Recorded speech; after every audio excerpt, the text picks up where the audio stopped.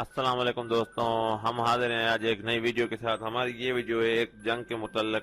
آپ نے اکثر سنا ہوگا کہ پاکستان اور انڈیا کی جنگیں ہوئی ہیں، پاکستان اور انڈیا کے کشمیری معاملات پر آج بھی جنگ کا خطرہ ہوتا ہے، اور بہت ساری جنگوں کے بارے میں آپ نے پڑھا لکھا اور سنا ہوگا ضرور۔ لیکن ہماری جو آج کا ٹاپک ہے وہ ہے بکریوں کے خلاف ہوئی انسانوں کی جنگ۔ Wait a minute.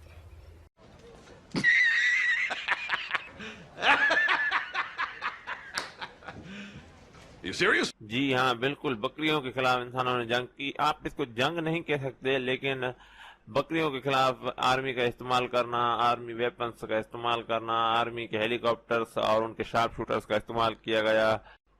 آپ دوستوں کو لگتا ہوگا کہ شاید ان میں کوئی وبا ہوگی، کوئی بیماری ہوگی، یہاں پر کوئی ایسا جینیٹک مسئلہ ہوگا جس وجہ سے ان کو ختم کیا گیا ہوگا، لیکن ایسا بالکل بھی نہیں ہے۔ ان میں کوئی بیماری نہیں تھی، وہ ایک صحت مند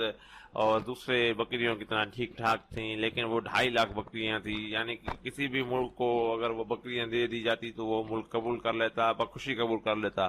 لیکن ان کو مارنے کا حکم دیا گیا اور اس کے خلاف ایک آپریشن کیا گیا ہے۔ بکریوں کے خلاف ایک آپریشن کیا گیا اور اس میں آرمی نے حصہ لیا تھا۔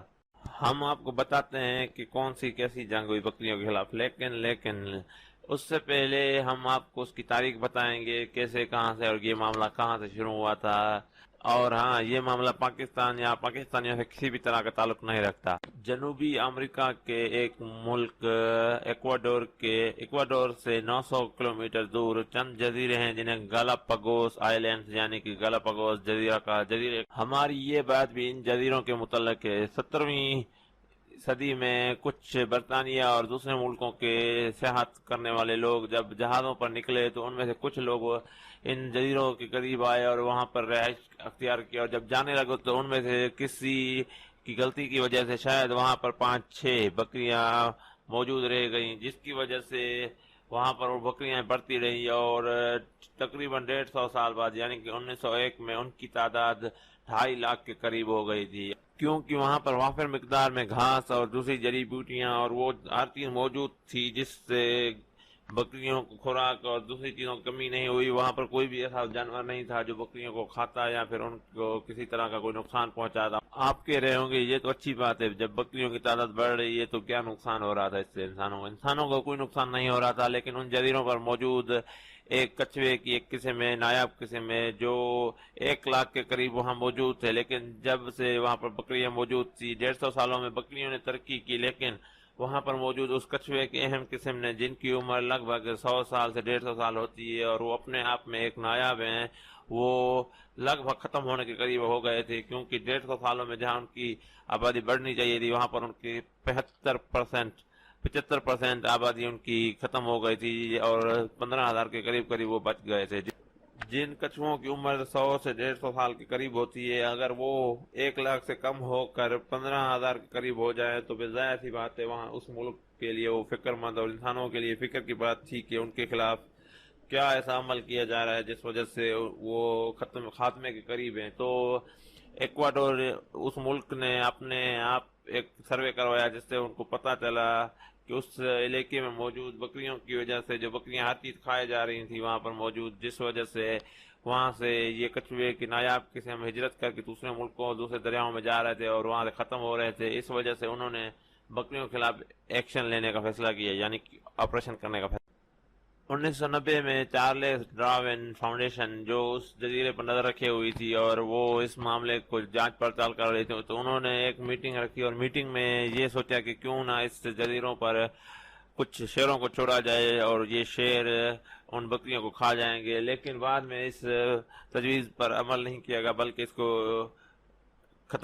تجویز کو ختم کیا گیا اور دوسرا یہ طریقہ سوچا گیا کہ ان کے خلاف ایک آپریشن کیا جائے، ایک آرمی آپریشن کیا جائے، ہیلی کاپٹرز پر آرمی والے آئے اور شارپ شوٹر سے اوپر سے حملہ کر دیں اور بہت سارے بکریوں کو مار دیں، اور بالکل بھی یعنی کہ 1-2 بکریاں بھی وہ بچانا نہیں چاہتے تھے، جس وجہ سے انہوں نے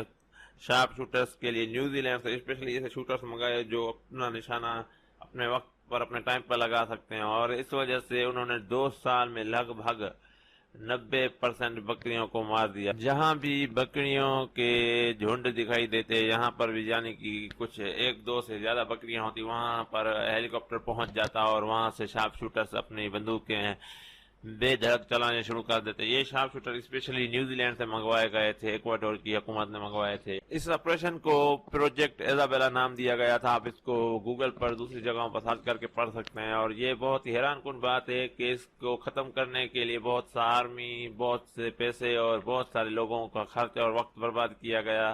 اس کے علاوہ اس کو پورا کرنے میں کم سے کم بھی 5 سے 6 سال لگے ہیں. اور ایکواڈور کی حکومت نے 2006 میں اعلان کیا تھا کہ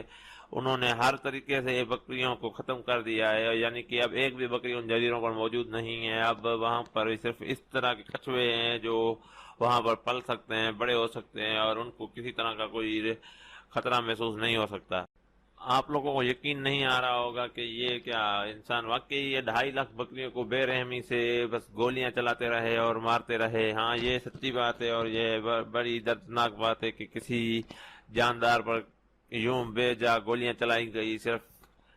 اور صرف اس لیے کہ کچھ انسانوں نے کسی وقت میں کوئی بکریاں وہاں چھوڑ دی تھی. ہاں, ایسا ہو سکتا تھا کہ ان بکریوں کو پکڑ کر دوسرے ملک ٹرانسفر کیا جا سکتا تھا, لیکن اس میں بہت خرچہ تھا. لیکن اس خرچے سے بچنے کے لیے انہوں نے اپنی آرمی اور تھوڑا سا پیسے خرچ کر کے انہوں نے بس ان بکریوں کو خاتمہ ہی کروا دیا. اتنا ویڈیو دیکھ لیا ہے تو اب آپ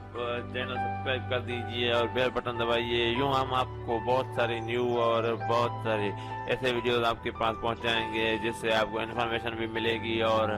آپ کا انٹرٹینمنٹ بھی ہوگا.